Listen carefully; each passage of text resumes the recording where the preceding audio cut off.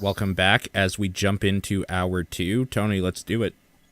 Okay, so the three of you were just assigned to guard post duty out in the northwest section of Karavitz, where you guys all kind of go there, and you know this area to kind of be.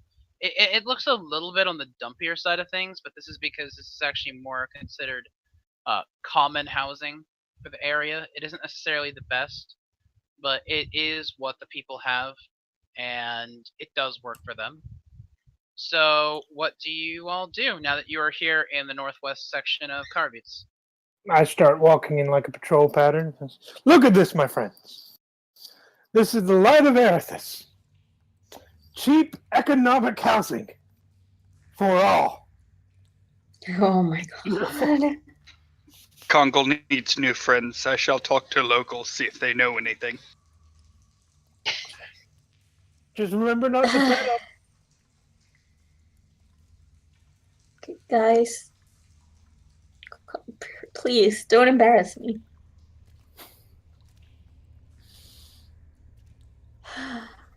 Have we ever embarrassed you before?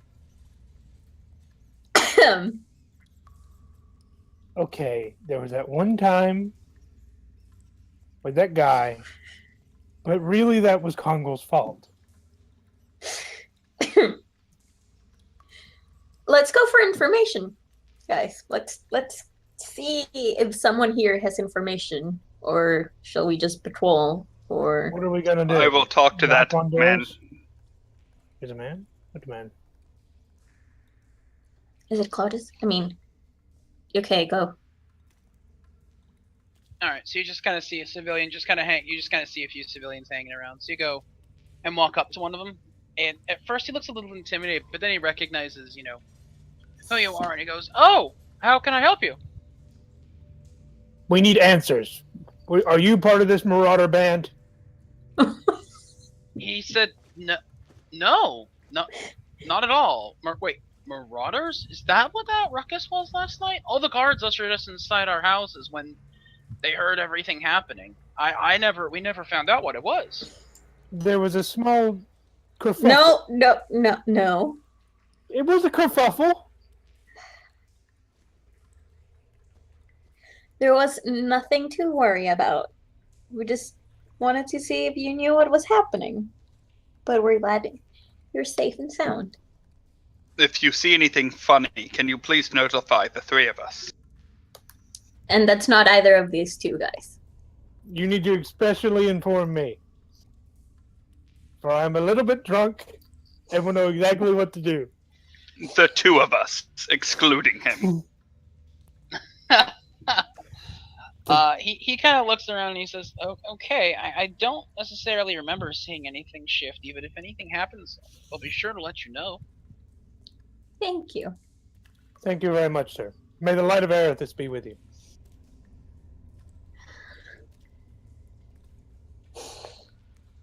All right. Okay. So now what do you choose to do at this point? I'm just gonna sit. We need like, more in the information. middle. I'm just gonna sit here in the middle, looking around, standing guard. Combo, find more people for us to harass. I mean, question. Oh God. Oh, I should probably just follow. I should probably just follow Tamas.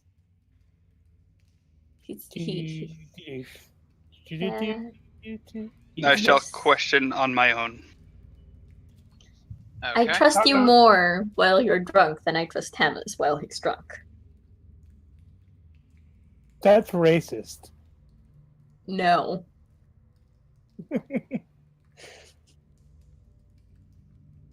Are there any more civilians we can talk to? Most of them still haven't gotten up yet because it's still relatively early in the morning, but you're starting to see kind of I guess you can see people kind of like there's movement in the huts and the tents and what have you, and you can kind of hear them kind of getting up and getting ready to get on with their day, that sort of business. So most of the people still haven't been quite up yet, so. All right. But if you knock, you can figure out if there are people there. Can I knock on this door in front of me? You may. Knock, knock. Okay. It takes a minute, but someone kind of gets up groggily and kind of looks up at you, and it appears to be, it's actually a gnome. So I mean, you're towering over this person by like, it would probably take about 3 of him to actually hit eye level with you. Hello, Mr. Gnome. Do you have a moment to spare about our Lord and Savior Erithus? No, we're not here for that. But I'm always here for that. We're here to see if you have any information about what happened last night. Oh, that too. Secondary objectives. He kind of looks and he goes, Erithus, as in the god of civilization? Yes. Like this shining beacon of which we stand in. He kind of looks at you blankly and goes, well, if this is shining, I'd love to see what a real colony looks like. It's a beautiful sight, my friend. But then he kind of looks over to Audie and he says, information about last night. That scuffle that happened, right? Yes, I the did kerfuffle. hear. Yeah. I had heard a little bit about it, but I was at the tavern at the time, and they kind of locked us in there. They wouldn't let us leave. They wanted to ensure anybody in there was safe. All the guards ran out like crazy, and it sounded like a few people went down like wounded animals out there. That sounds horrifying. Were you okay? He says, You I said was that fine. He was locked in the tavern. I wasn't allowed to leave the tavern. It was just that the fight that happened, it just, it didn't sound pretty. I see.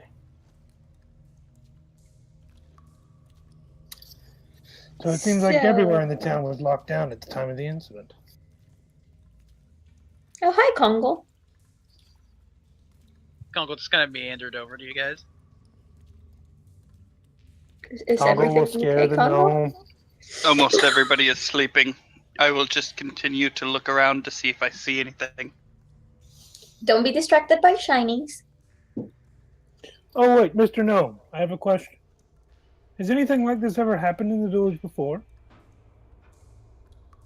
He sits and he kind of thinks about it for a little bit. He says, we've had people come here before, and some had shown up violent in the past, but not to the extent of actually being able to really attack anybody. Like, if they came in violent, they were able to be at least talked down. Mainly the people who came that were violent, they weren't in the best of shape to begin with. They were probably that way because they were, dehydrated or exhausted from travels and were just merely looking for some food. Once we got them brought in and sat down and we started nursing them back to health, it turns out that it wasn't their intent at all. Their intent wasn't malicious. These people didn't seem that way from what I heard. It seemed like these people had a very clear and intentional goal to cause havoc. Can I do a history check to see if I recognize any these tactics in any way? Sure. All right. And that's just 1d20 plus 8, right? If 8 is what it says on your skill sheet, then yes. Okay.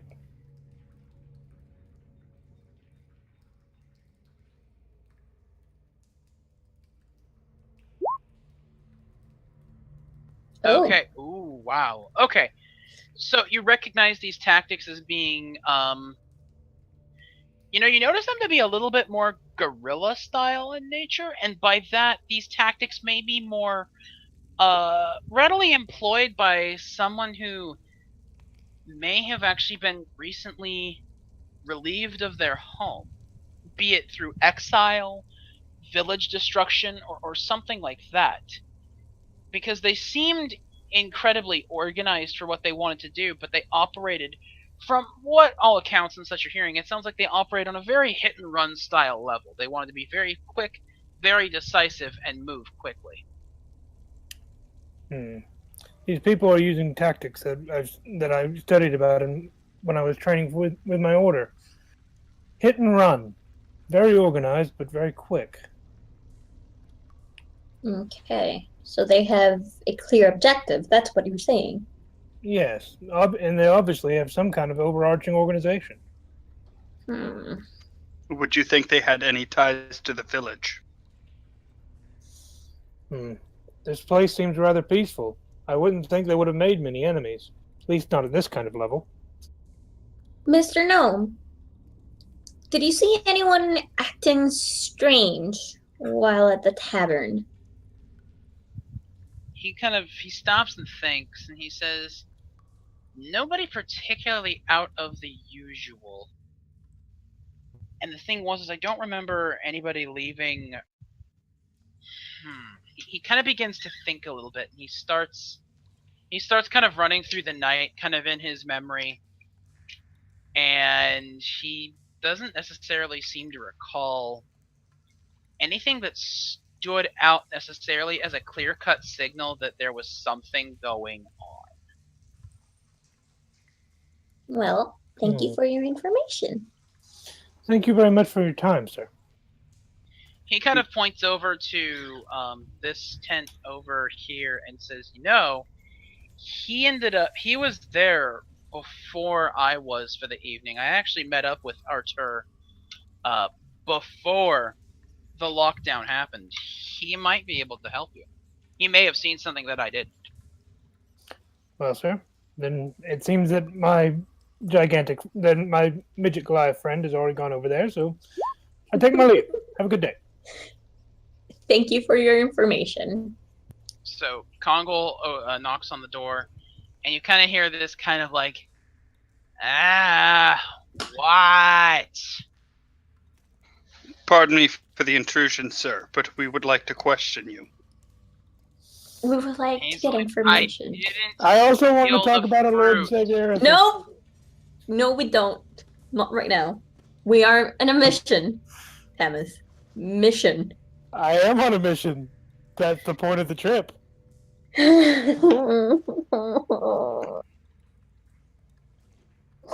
He once again kind of mumbles out, I'm telling you, I didn't steal the fruit. Wait, you stole fruit? No, I said Congo, I break down the door. didn't. Congo, don't. I care not about the fruit. What happened last night? We're here for the information about what happened last night, Well, not about you maybe stealing the fruit. He kind of rolls over and kind of like pulls open the hatch of his tent. He kind of motions you inward. Ooh. Guess we're going into Shining Light tent.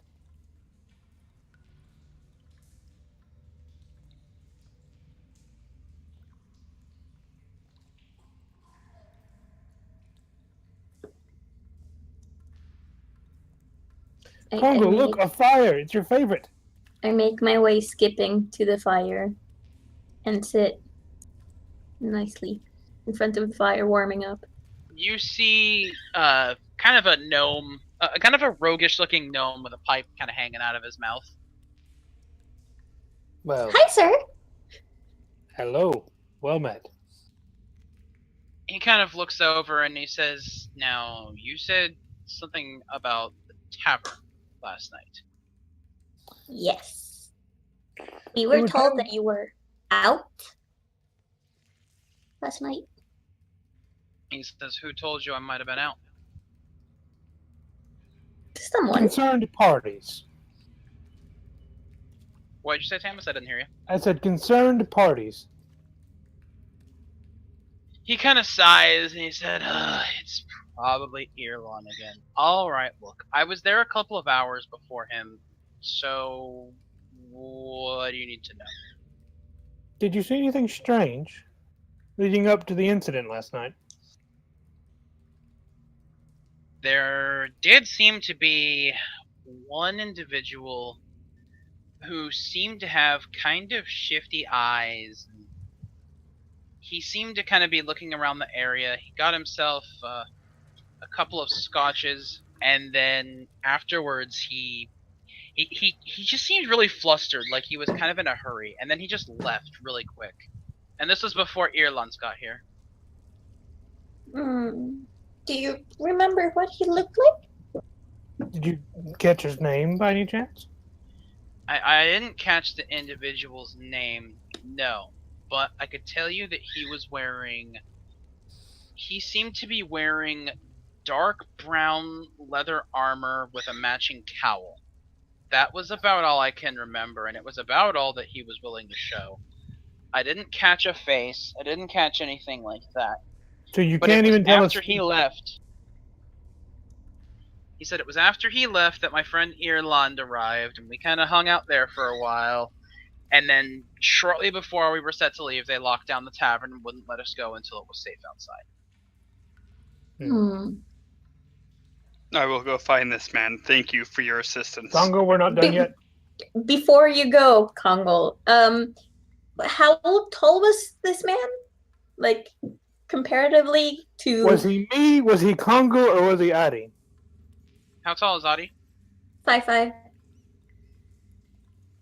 He kind of looks up and down and he says, "Not you," pointing at Tamas. There are a few. "Not you," pointing at Kongol. He points over at Adi. "A little taller than you. Okay. Maybe about a couple inches shorter than Claudius." Oh, Cloudos.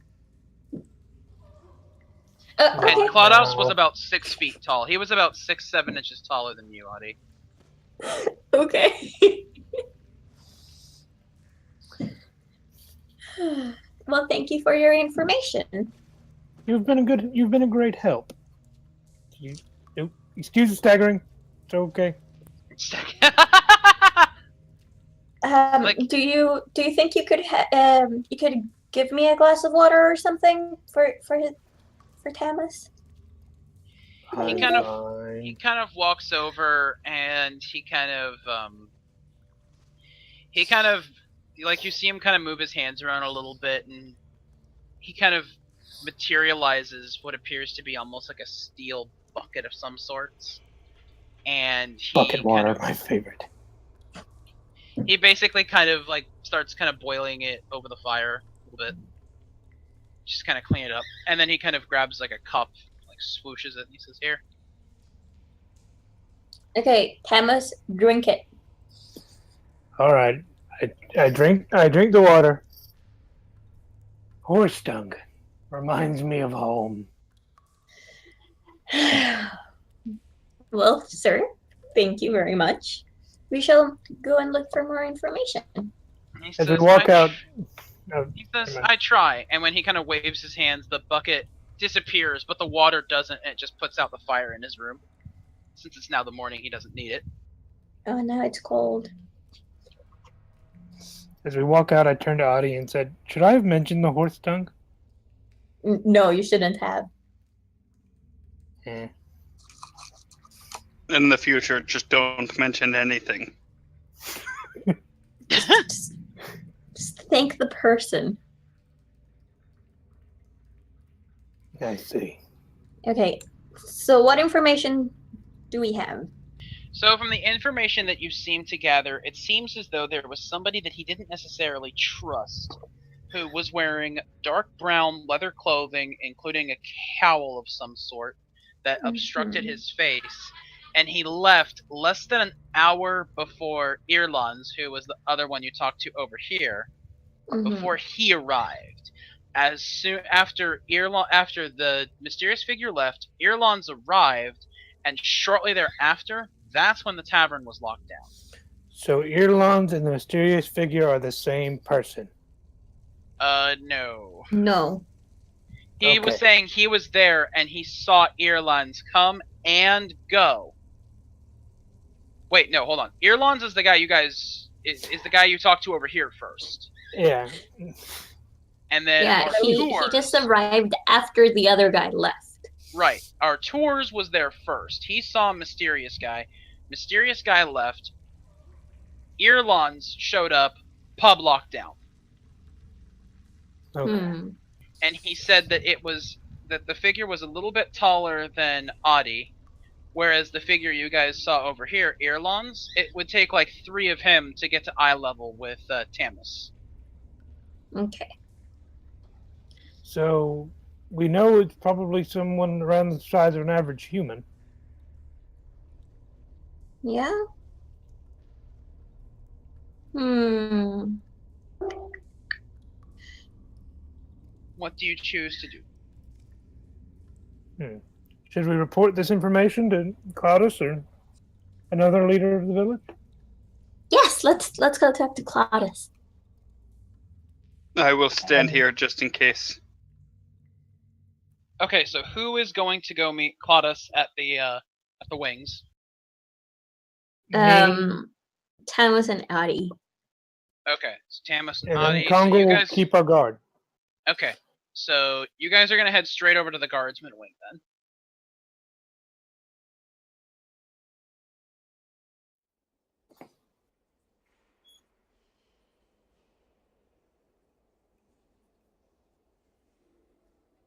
Hello? Claudius is kind of standing there. He's kind of lost in thought at the moment.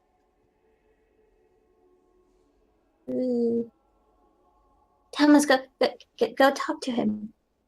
Mr. Claudius, He kind of We snaps have- forward. He's like, "Oh, yes. How we can I help have you?" some information for you. Information. We questioned some people that were in the tavern last night. Okay. Did you find something?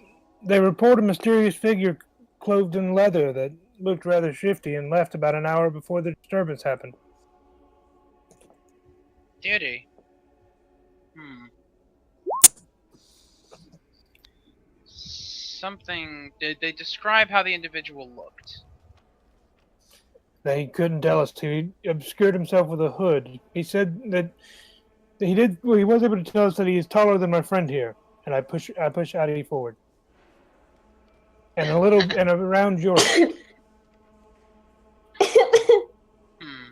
What was he wearing?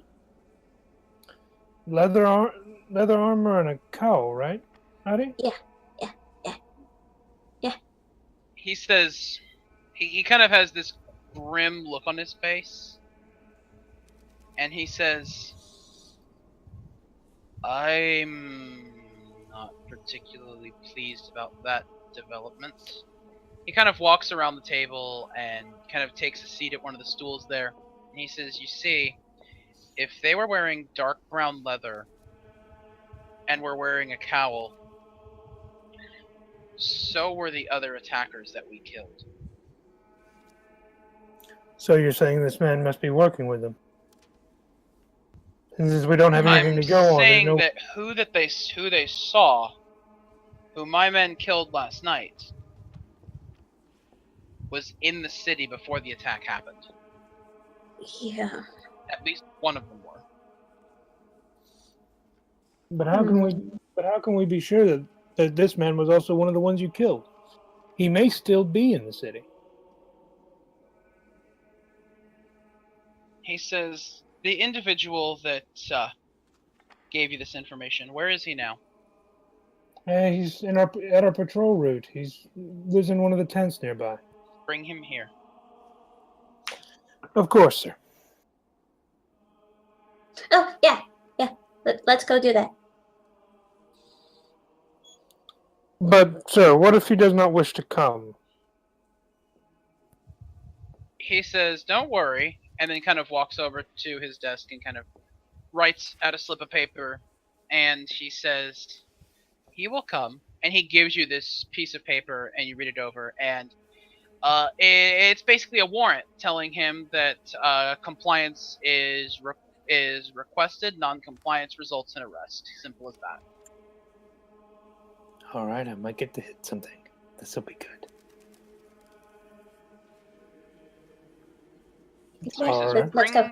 Bring them back here. Meet me in the Centralius market when you finish. Of course. Come now, Audie. I Yeah. have to be the adult, apparently, for once. Let's go. Congo, how goes the watch? Did you break anything? I saw nothing, I broke nothing. Good. Good. Here, have some peas. Why did you keep those peas? Don't ask questions. I accept the peas. All right. Well, Congo, we get to arrest somebody. So excited. No, we don't. We have a warrant. Yeah, but that's if he doesn't want to come with us. Plus, why wouldn't he? It's hottest. She says, smiling brightly. You didn't even talk to him, really. Shush. Let's just go talk to him. Congo, we're supposed to get the guy that we talked to earlier and bring him to Cloudus. Shall I join? Yes. Well, yes, you're kind of part of the muscle of this group. Muscle.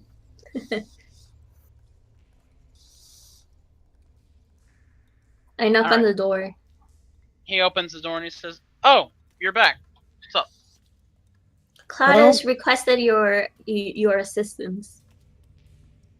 He kind of looks at you a little bit wide-eyed and he says, "The captain of the guard wants me Yes, there?" and I should also hand you this warrant. Ugh. He kind of looks at the warrant and his face kind of drains a little bit. And he kind of passes the warrant back to Audie and says, Don't worry, I'll come with you. Let me get dressed real quick." Thank you. Thank you very much. Please hurry. I shoot a shifty-eyed look at Tamas. What? You didn't have to do that. We were given the warrant. He would have come anyway. We have to make it legal. That It's is one of legal if he's consenting. That is one of Erith's commandments. Make it always legal. You two argue too much. A couple of minutes pass and Art kind of walks out of his tent and he's dressed up and kind of ready to go with you guys. Let's go. Addie says as she skips towards me. We're supposed to meet Cloudus in the market, right? I think so. Yeah. Alright, so you all head to the market and Claudius is already there waiting for you. He kind of Captain, walks sir, forward. we have This the person. I This just is stay the behind. individual who saw the man last night. Yes, this is the witness. Art kind of nods his head, and Claudius says, "Now, normally I wouldn't ask, but under pressing circumstances, I'm going to need you to come with me for a few minutes because I need you to do your best to identify a body for me." Can I go too? He kind of looks over and he says to Tamis, "You'll be guarding the door to ensure nobody gets in behind us." I grab my great sword and say, "Yes, sir."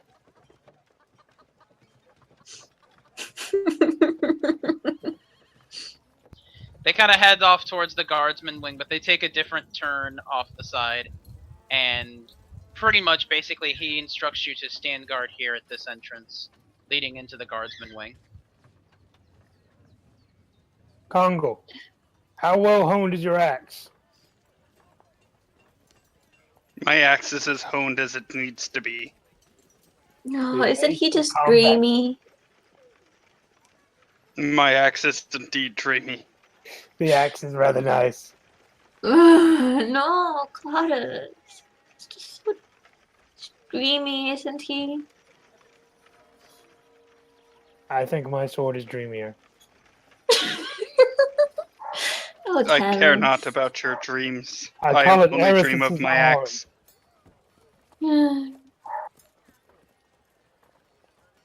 So while you're standing guard, Eugene kind of walks by and he kind of asks, "Hey, is everything going okay?" Yes. Oh, hi, Eugene. It is fine. Congo hasn't broken anything, we promise. He hasn't. He at first looks shiftily at Tamus, but then when Adi says he hasn't, he's kind of like, oh, okay.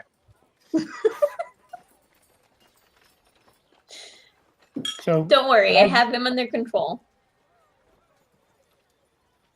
she thinks she does. How's the state of the town right now? Is everything calmed down, or is everyone scared? He says people are concerned. The thing is that they don't widely know that we are anticipating a potential return of the people who came last night. So they know of what's happened. They know that 2 of the guards are dead. But beyond that, they kind of are under the impression that this is an isolated incident at present. Only the guards really have the heads up that this may turn into something else tonight. Really glad I didn't let that cat out of the bag. That's why I was near you, telling you to stop. It is about the only cat you kept. I love cats, okay? They should be set free. Oh my god, you I guys. miss Mr. Mittens. Well, everything from our side has been going swell. He says, what are you doing at present? Guarding. I see. Claudius called for your services. Yeah. She's also swooning over him. Shut up. He kind of grins a little bit and he kind of starts walking away and he says, oh, don't worry. I'll make sure he doesn't get that information. He kind of winks a little. Oh.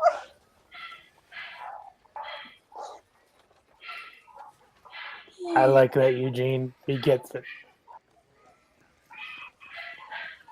Why are the dogs barking so much? Sorry about the dogs. It's okay. My Discord kind of acted up there for a couple seconds.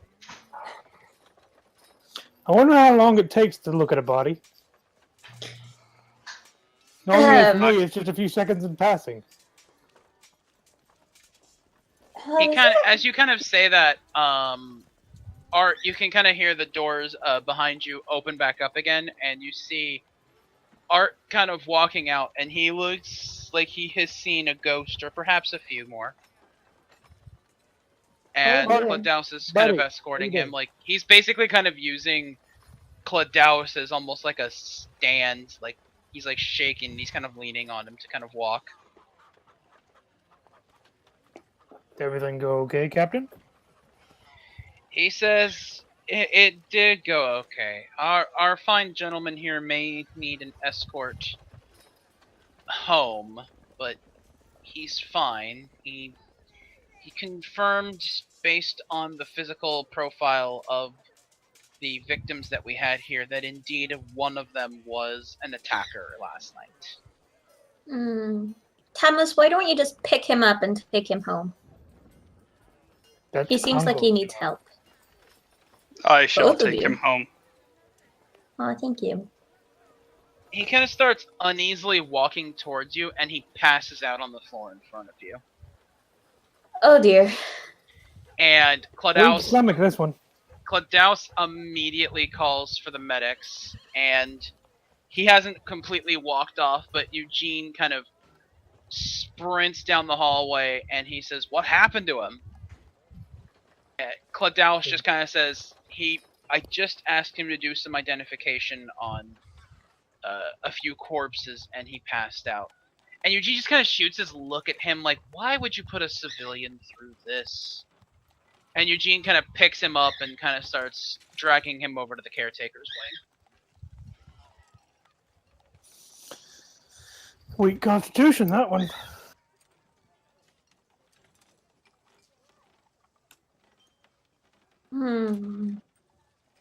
But Claudius says, this is troubling. This confirms that at least one of them, and that's all they really need, at least one of them was here before the attack happened. Can I share my analysis of their tactics from earlier? You may. Alright. Captain, I believe they're using guerrilla tactics to infiltrate your city and then attack your weak points.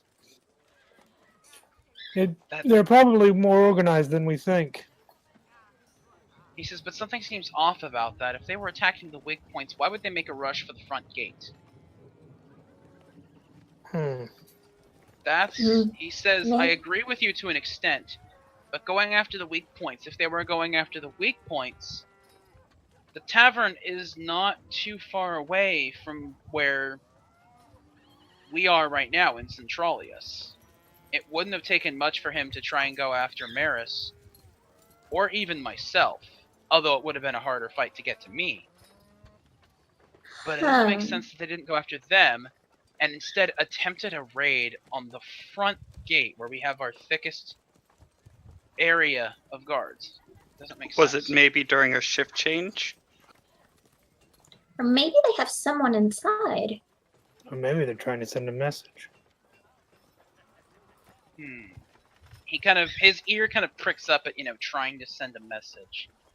And he did say that, he heard that one of as he had said earlier, the guard that was attacked but survived said that more would be coming. I move towards Kongol. Perhaps the message that they're intending to send might be coming tonight.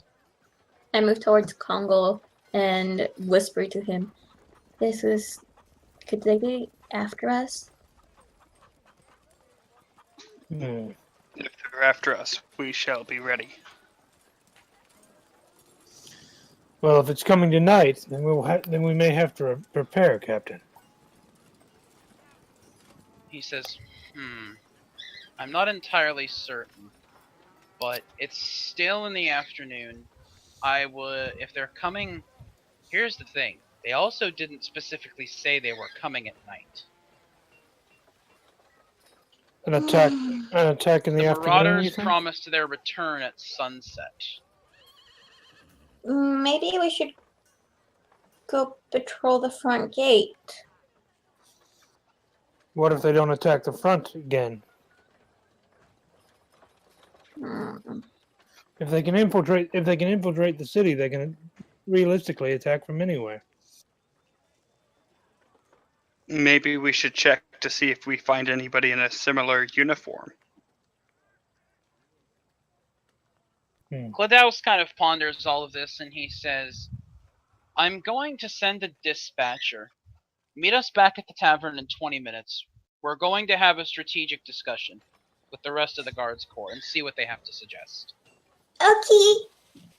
Sounds like a plan to me. So he calls for a runner, and he says, basically, round up all the guards, tell them to meet back at the Oro Tavern, 20 minutes, urgent. But wait, what if they attack while we're in the meeting? Oh, what time is it today? As of right now, it's only like 1 o'clock. Oh, then never mind. My question was stupid. Because it's getting closer to, it's still middle of the day, but it's not close enough that based on, everything that they would have anybody there necessarily. Plus, Claudius kind of, as he says, as he starts making his way towards the tavern, I don't expect this one to be long. All right. Okay, we'll see you then. He kind of turns around and kind of waves his hand as he walks out the door. I love good military matters. It reminds me of my training. This is what I was meant to do. Temis, I already told Kongol, but is there a possibility that they're after us? Yeah, I mean, it's possible. They could have done the attack in a very, very publicly like they did in order to draw us out. Yeah, Although we don't have many friends, I don't think we have that many enemies either. They could be paid. I might. There was that one time at the Temple of Bahamut. Oh no, Temis, please say it's not true. I may have said that they worshipped the sissy dragon.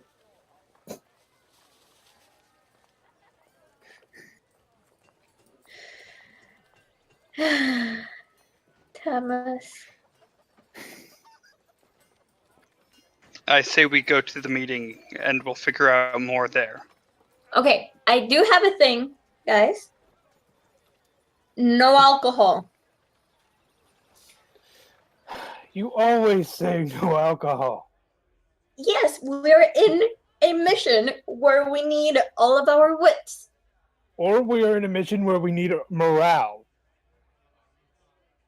We can Congo have has alcohol wits after and everything morale. happens. All right, so Guys. everybody kind of makes their way over to the tavern, and waiting there is Claudius and Maris. Eugene isn't around, but that's because he is attending to Artur, who passed out after Claudius had him investigate the corpse. Claudius kind of brings out his findings based on what you've told him, and he believes that the city may have been... He doesn't believe that this is necessarily the work of a full-blown infiltration team. The reason he believes this is because it was only one individual that was sighted throughout the entire city. And this was corroborated by about 15 guards asking people all over the city. Only the people in the tavern saw this one individual. And he was a part of the attack shortly thereafterwards. Therefore, it's believed that the reason that he left so quickly was because he was briefly scoping out a site of attack. But that was because they were attempting to get after people who may have been higher profile figures. It was an attempt to potentially lure Claudius or even Maris out to see what the issues were. Instead, they lured out the people most capable to deal with it, and they were dealt with swiftly, despite the end results. Claudius asks anybody in the room for suggestions as to how they can prepare for the night, because it is believed that the Marauders are coming back on sunset.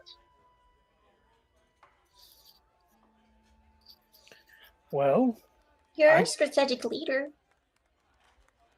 who, me? Yeah. I'm a leader? Thank the you. strategy, the strategically. You know the strategies. Captain, considering that they may have been trying to draw you and Maris out, it might be a good idea to put protection details on both of you. And other He than that, says, I would agree with this to an extent. it may also be a good idea to try to protect large soft targets within the city, as they may try to draw you out again. One of the guards kind of pipes up and says, if they're trying to draw out Claudius, they have no idea what they're trying to deal with.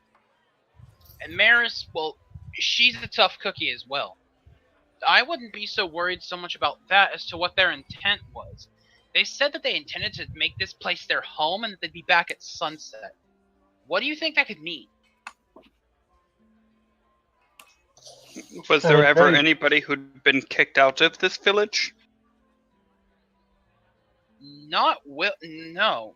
Maris kind of stumbles a little bit. She says, we don't often kick people out. If anything, if we take anybody in, we ask them to at least stay until their wounds are mended. Then they may leave on their own accord. That's the extent of it, though. We I'm never gonna booted do- anybody out before they were fully treated. That goes against our order's faith. Can I'm I? gonna do a charisma check to see how I'll be able to talk to both of them in front of me. And can I do a perception check to see if she's lying? Sure, although that would be more insight for that instead. Okay. And yes, you can also do that check as well, Audie. My charisma is 0. Yay. So you're going to be rolling 1d20 plus 1. So you have a 15. Okay. So, I mean, yeah, you can talk in front of them without getting too tripped up. Okay. Sounds good. Like, no more tripped up than when you're fawning over Claudius. Let's put it that way. That sounds perfect. Also, there's my insight check.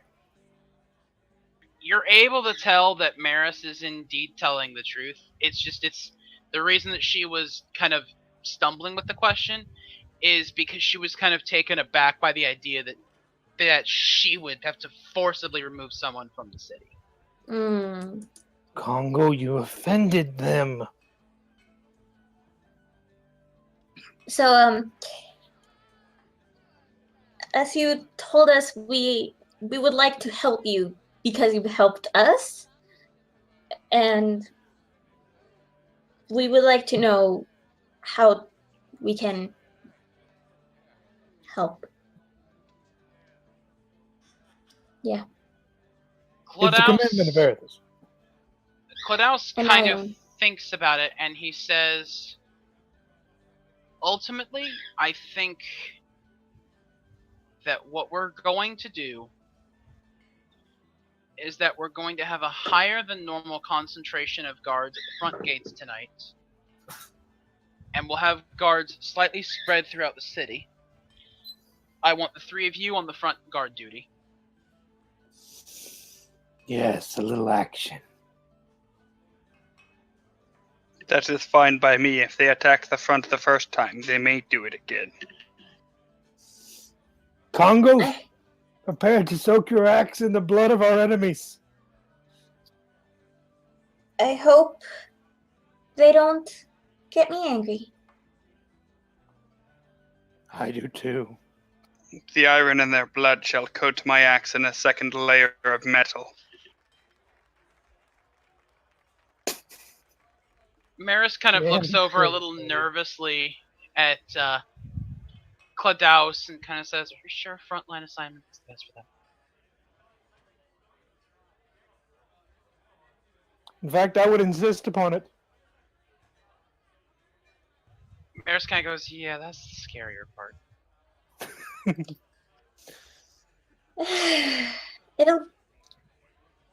I'll help. Help. Help, help, help. It's all you ever care about. Never but the blood of our enemies. Well, Io teaches me to help. Erithus Maris teaches me. steps forward and she also says, "I have another solution that I would like to propose alongside of our increased guards tonight. If they are interested in coming for the leaders of the city, why not give them exactly what they're looking for?